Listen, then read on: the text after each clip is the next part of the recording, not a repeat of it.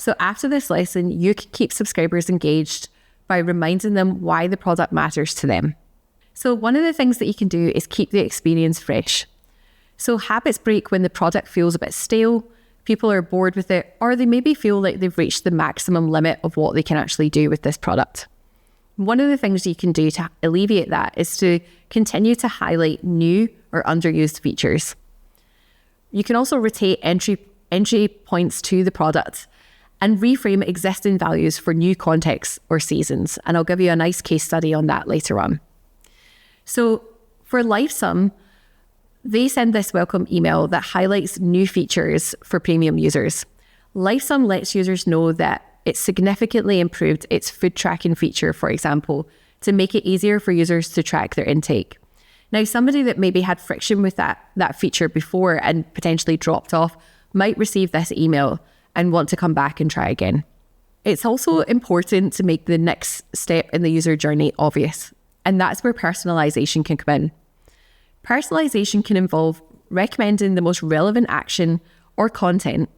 It can also help to reduce the choice overload so that users know exactly what to do next and there's no friction to making a decision. And it can remove unnecessary steps from repeat behavior over time. And remember, when the product feels tailored and it feels personal to a user, effort on the user side drops and consistency follows. Here's an example of HBO Max recommending relevant content. And I think some of the best examples of this are in streaming apps and products. What we want to do is collect information from the user about their preferences during onboarding, and then we can follow up with messaging and communication that recommends, for example, a series based on their unique preferences. We also want to reinforce the user's identity over time. So I think one thing that's really important is that people stick with products that align with who they feel they are as a person. So acknowledging, one of the ways that we can do that with Lifecycle is to acknowledge consistency or progress over time. Position users within a group, so say things like people like you, or highlight tenure or commitment to the product. I really like this example this is an e-commerce site called Specialized Bicycle Components. And what they do is they send an email to users that reinforces the user identity as one of the fastest cyclists or fastest riders. This makes customers feel like they are part of a unique or even elite group of cyclists and reinforces that connection to the brand. Another example of using lifecycle messaging here is for gamification and reminders. The best examples of tactics here are things like streaks, progress reminders, gentle nudges that are tied to past behavior to remind you what you did in the past that you can keep on doing, or resurfacing milestones for users and sending congratulatory messages when users hit key milestones in the life cycle.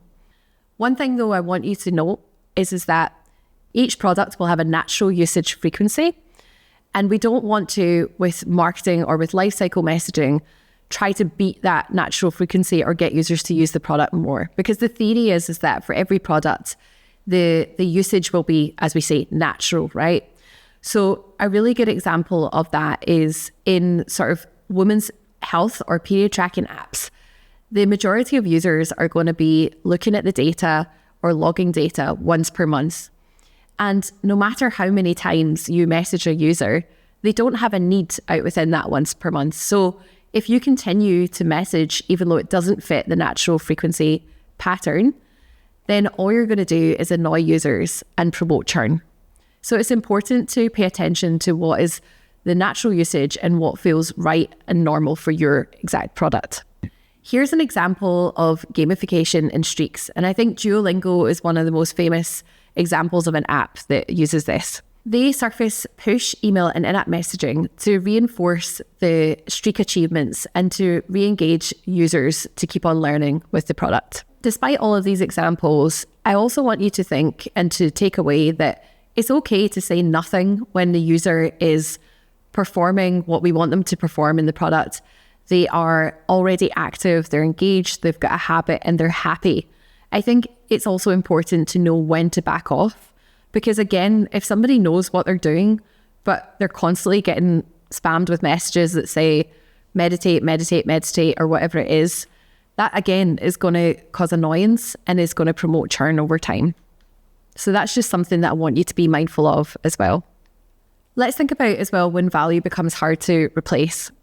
So when a user has input their data to a product, or they've gone through the key setup steps in onboarding, or maybe they have a history of using the product over time, so it's become more personal for them, that is when the product becomes harder and harder for the user to replace. Because then if you think about it, if they had to start again with another product, they would need to build up this progress and momentum. So again, this is where we want to continue to message users to reinforce that long-term value at times that feel appropriate. And we want to reinforce continuity and progress. I also want to stress that for users that are in this bucket, that have, gone through the setup moment, that they are, tied to the product in that way, you can also think about key upsell moments for them as well. So for example, sending a reminder that there's like a higher price tier that might fit their usage better. I think ClassPass is an example that does that really nicely. Or even like bundling certain features into a specific subscription tier that might be more relevant to them.